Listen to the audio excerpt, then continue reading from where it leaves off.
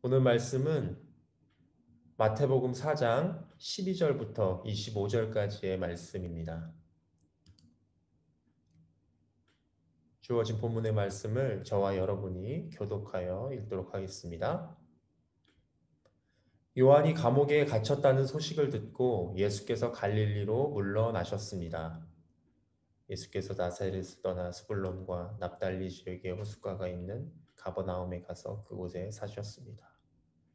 이는 예언자 이사야를 통해 하신 말씀을 이루시려는 것입니다. 스불론 땅과 납달리 땅이여, 호수로 가는 길목, 요단강 건너편 이방 사람의 갈릴리여.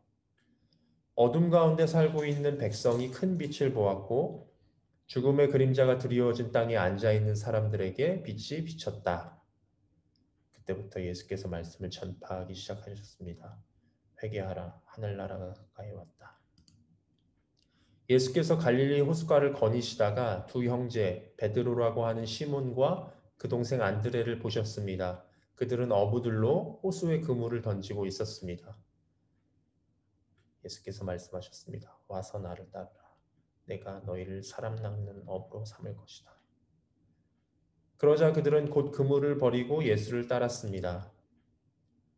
예수께서 계속 더 가시다가 다른 두 형제를 만나셨습니다. 그들은 세베대의 아들 야고보와 그 동생 요한이었습니다. 그들은 아버지 세베대와 함께 배에서 그물을 손질하고 있었습니다. 예수께서 부르시자 그들은 곧 배와 아버지를 두고 예수를 따랐습니다. 예수께서 갈릴리 지역을 두루 다니시며 회당에서 가르치시고 복음을 전파하시며 사람들의 모든 질병과 모든 아픈 곳을 고쳐주셨습니다. 예수에 대한 소문이 온 시리아에 퍼졌습니다. 그리하여 사람들이 병을 앓는 모든 사람들을 예수께 데리고 왔습니다. 그들은 온갖 질병과 고통으로 괴로움을 당하는 사람들, 귀신 들린 사람들, 간질병에 걸린 사람들, 중풍에 걸린 사람들이었습니다. 예수께서 그들을 고쳐 주셨습니다. 함께 읽겠습니다. 그러자 갈릴리, 데가볼리, 예루살렘, 유대, 요단강 건너편 지역에서 온 수많은 사람들이 예수를 따랐습니다. 아멘. 여러분, 어떤 사람이 행복한 사람인지 한번 생각해 보신 적이 있으신가요? 저는 많이 생각합니다. 과연 누가 가장 행복한 사람인가? 여러 가지 상상을 해봅니다. 대학생 때는 좋은 대학을 가면 어땠을까? 기분은 좋은 것 같습니다. 상상만 해도 기분은 좋은 것 같습니다. 그러나 좋은 대학 갔다고 힘든 게 끝날 것 같지는 않아 보입니다. 또 좋은 집에서 사는, 대저택에서 사는 상상도 해봤습니다. 내가 부유하여서 큰 저택에서 정말 누리며 살면 어떨까? 이런 생각도 해봅니다. 근데 지금처럼 코로나 때문에 혹시 락다운이 되거나 집에 격리를 해야만 하는 상황이 온다면, 물론 집이 넓어서 조금은 편하겠지만, 어, 자유를 잃어버린다면 그 역시 그 큰 집에 산들, 큰 감옥에 사는 거랑 다름 없을 것 같아 보입니다. 소유가 뭐 행복을 가져다 주는 건 또 아닌 것 같습니다. 언젠가 그런 상상을 해봤습니다. 어, 그런 생각을 했습니다. 내 모든 것을 걸 수 있는 가치 있는 일을 하는 사람이 정말 행복한 사람이구나라는 생각을 해봤습니다.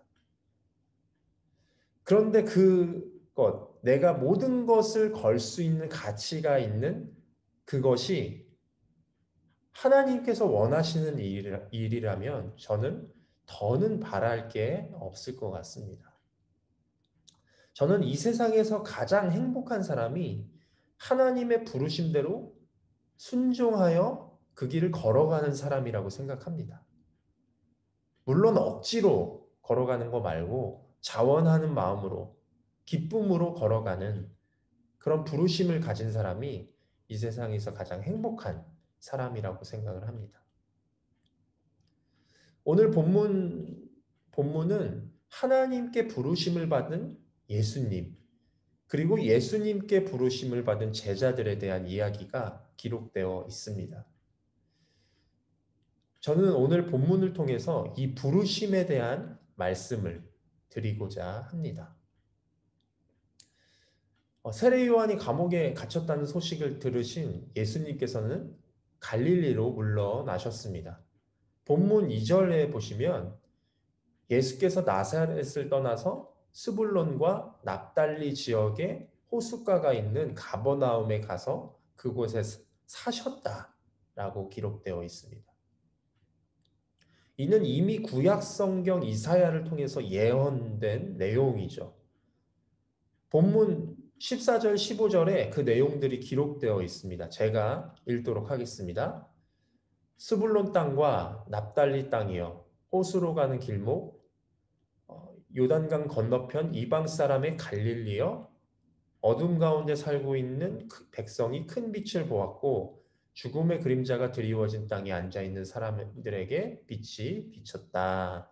아멘. 시대적으로 가장 어두운 때에 모든 희망을 잃어버린 채로 살고 있는 백성들에게 광명한 빛이 임하듯 예수님께서 본격적으로 공생의 사역을 시작하실 것을 이사야 선지자가 예언한 그런 내용입니다. 그리고 인류가 고대하고 고대하던 메시아의 출현을 알리는 장면이기도 합니다. 그동안 세례 요한이 예수 그리스도를 예표하는 인물로서 예수 그리스도의 오심을 준비했다면 이제는 진짜가 등장하신 것이죠. 예수님께서는 공생의 사역을 시작하시기 전까지는 어떤 사역도 하지 않으셨습니다.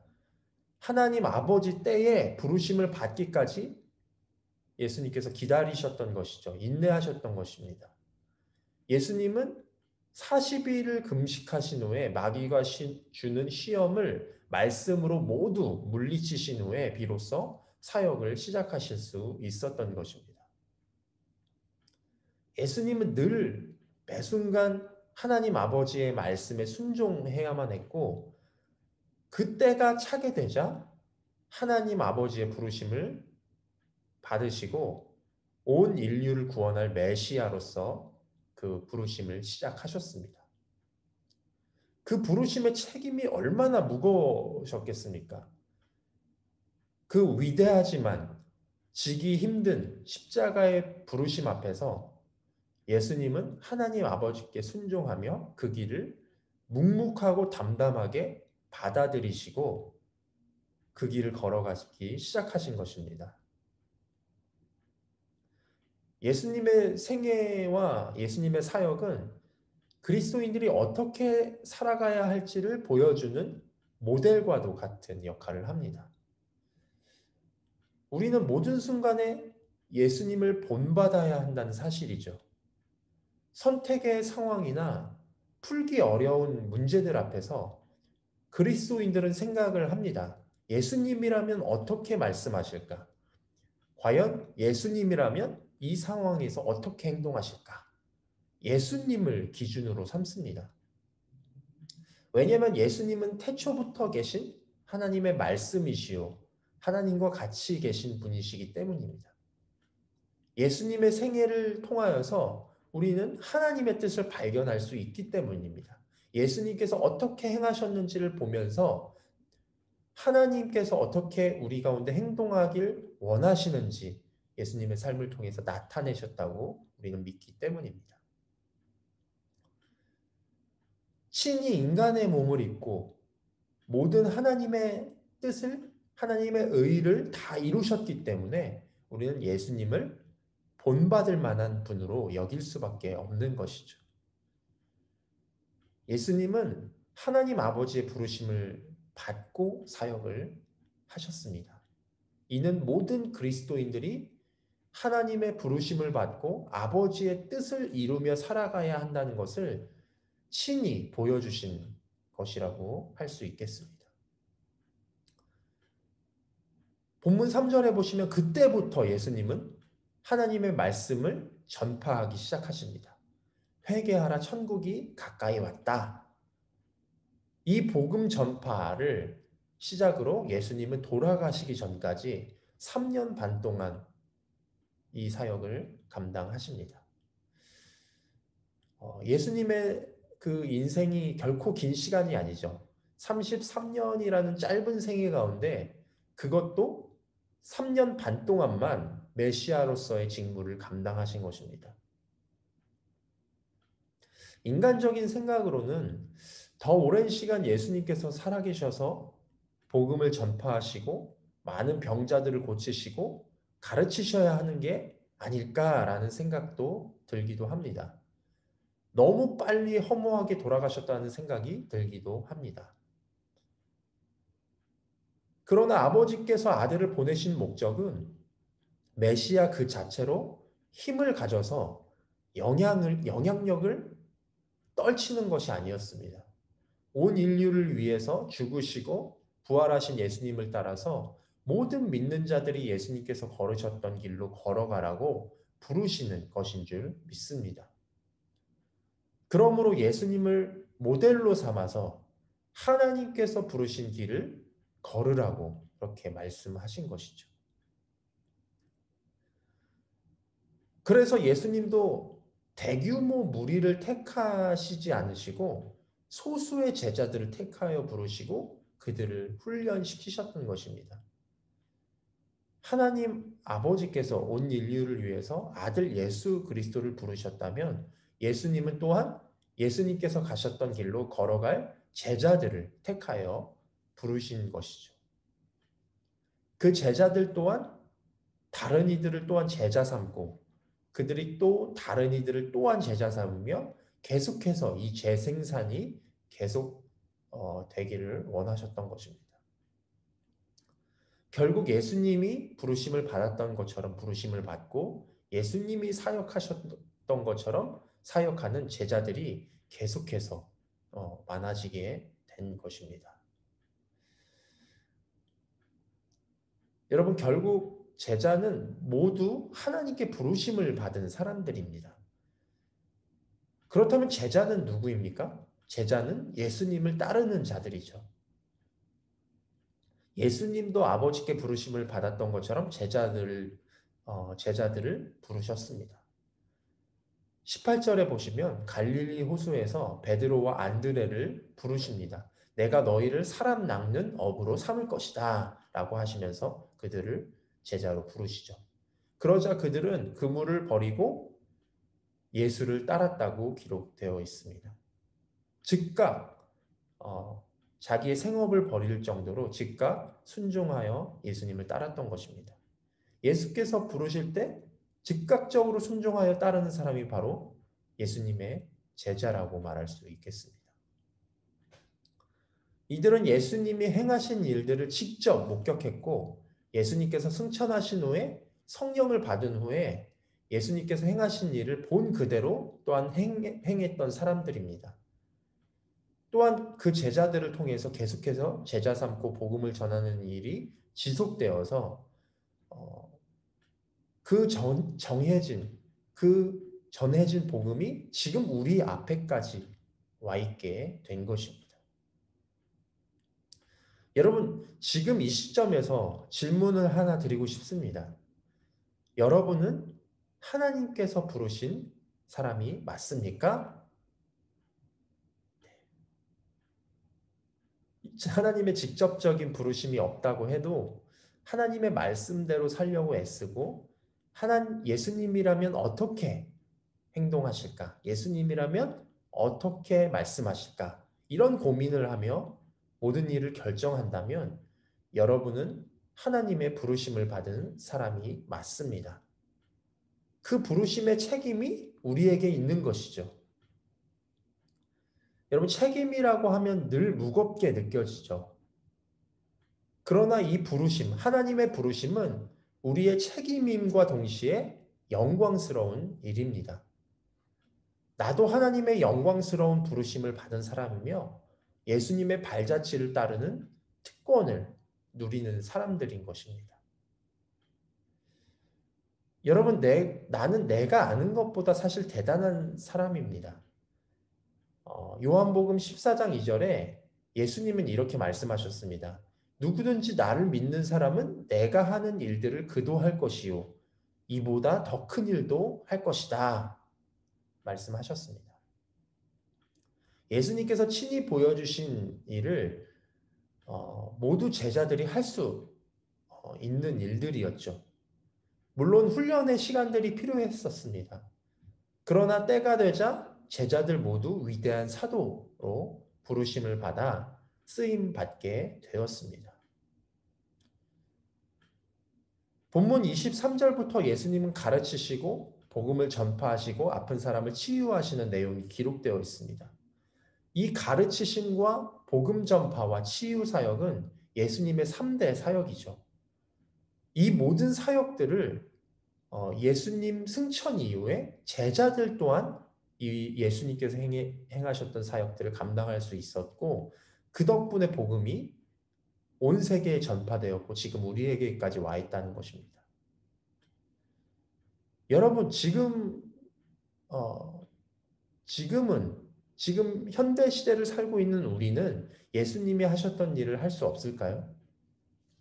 그렇지 않습니다. 이미 기록된 말씀을 통해 그리고 우리의 순종을 통해서 이 일들이 다시 일어나지 말라는 법은 없습니다. 왜냐하면 예수님께서 우리 가운데 친히 그 삶으로 나타내 주셨기 때문에 우리도 예수님의 발자취를 따라간다면 예수님께서 행하셨던 일들을 우리도 할 수 있다는 것입니다. 중요한 건 내가 부르심에 순종하느냐입니다. 지금도 사도행전적 역사가 일어나지 말라는 법은 없습니다.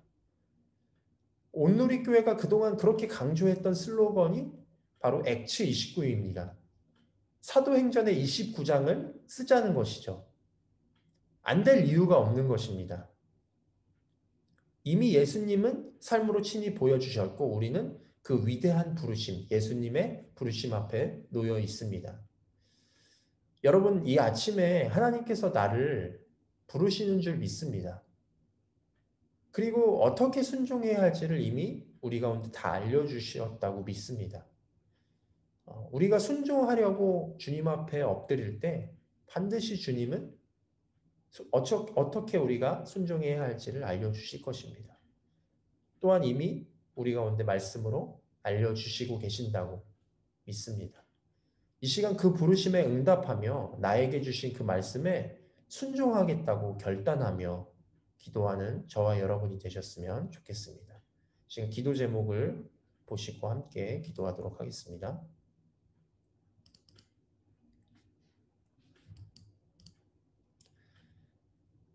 네. 하나님의 부르심을 다시 기억하게 하시고 다시 순종하게 하여 주셔서 정말로 주님께서 우리를 부르심에 우리가 반응하게 해달라고 그렇게 기도합시다. 부르심을 잘 모르시는 분이 계시다면 나의 부르심을 주님 알려주시고 나의 부르심을 발견하게 하여 주시옵소서 그렇게 기도하셨으면 좋겠습니다. 두 번째로 예수님께서 하셨던 것처럼 놀라운 복음 전파와 부흥이 이 땅 가운데 있게 하여 주시고 우리 교회와 내 삶 속에서 사도행전적 역사가 나타나게 하여 주시옵소서. 이 두 가지 기도 제목을 가지고 우리 다 같이 합심하여 기도하시겠습니다.